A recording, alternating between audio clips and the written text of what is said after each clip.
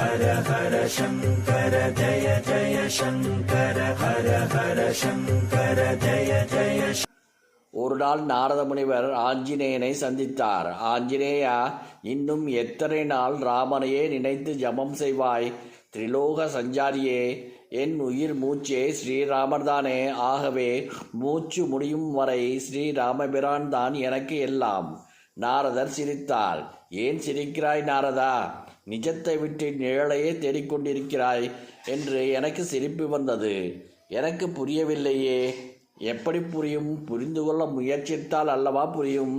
நாரதர், நிஜம் நிழல் என்கிறாய். என்ன ராமர் நிழலா? ஆம், வேறென்ன.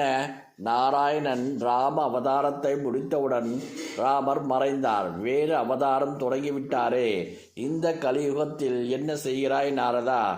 என் ராமர் என்னவாக புது அவதாரம் எடுத்துள்ளார்? எங்கிருக்கிறார்? சொல்லேன். இந்த துவாபர யுகத்தில் அவர் பெயர் கிருஷ்ணன். துவாரகையில் உள்ளார். சமீபத்தில் அவரிடம் பேசும்போதுதான் உன்னை பற்றியும் பேச்சு வந்தது. என் பிரபு என்னை நினைத்து கொண்டிருக்கிறாரா? கேட்கவே ரொம்ப பிளாங்கிதம் அடைகிறேன். நான் என் பிரபுவை உடனே பார்க்க வேண்டுமே. உனக்கு அவரை பார்க்க வேண்டுமானால் இப்பொழுது போக முடியாது. ராம நவமி அன்று மாறு வேடத்தில் துவாரகைக்கு வா, அன்னதானம் செய்.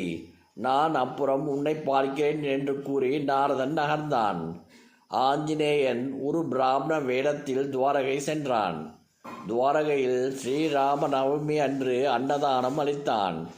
எண்ணற்றவர்களுக்கு தன் கையாலேயே அன்னமிட்டான்.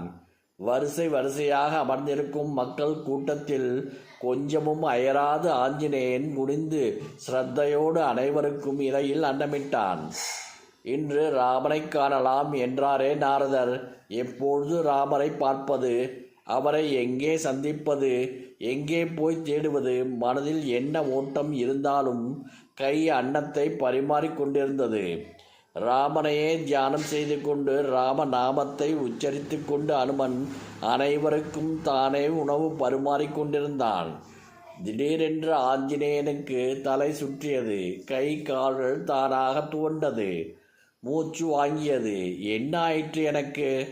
ஆஞ்சநேயனுக்கு என்ன சொல்வது, எப்படி சொல்வது என்றோ புரிபடவில்லை.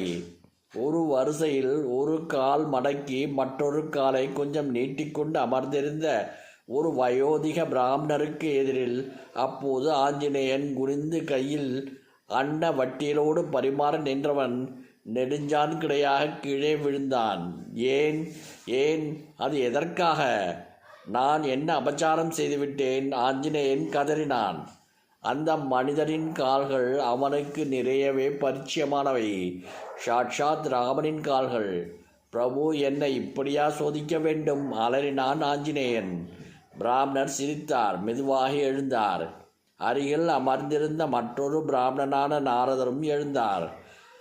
கீழே பிராமண வேடத்தை கலைந்து கிருஷ்ணன் ஆஞ்சநேயனை ஆறத் தழுவிக்கொண்டார். நீண்ட பிரிவல்லவா? ஆஞ்சநேயா, உன் கையால் சாப்பிட ஆசை வந்தது. எனவே நானும் நாரதனும் உன்னை காண வந்தோம். பிரபு, எனக்கு ஒரு வருத்தம். என்ன ஆஞ்சநேயா?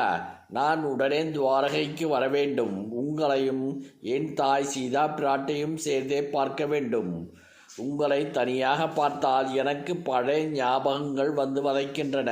அறிவால் தாங்கள் வாடிய பொழுதெல்லாம் நினைவுக்கு வந்தது. என்னை வாட்டுகிறது. இனியும் உங்களை தனியாக பார்க்க என்னால் முடியாது. என் உடம்பில் தாங்கும் தெம்பில்லை. வாயேன் எங்களோடு. ஆஞ்சநேயன் கிருஷ்ணனோடு துவாரகைக்கு சென்றான். ருக்மணி என்ற உருவில் தனது மாதாவை கண்டான். பலராமன் என்ற உருவில் லக்ஷ்மணனையும் கண்ணார கண்டுகளித்தான். பேச்சே எழவில்லை. இரு கைகளும் தாமே மேலெழும்பி குவிந்தன. மனம் லேசானது. நினைவெல்லாம் மனதில் அவனாகவே நிரம்பி வழிந்தது. வாய் மெதுவாக சுவாசத்தோடு கலந்து ஹரே ராம ராம ராம ஹரே ஹரே, ஹரே கிருஷ்ண கிருஷ்ண கிருஷ்ண ஹரே ஹரே என்று உச்சரிக்கும் பொழுது கண்கள் மூடிக்கொண்டன. கண்கள் மூடினால் என்ன?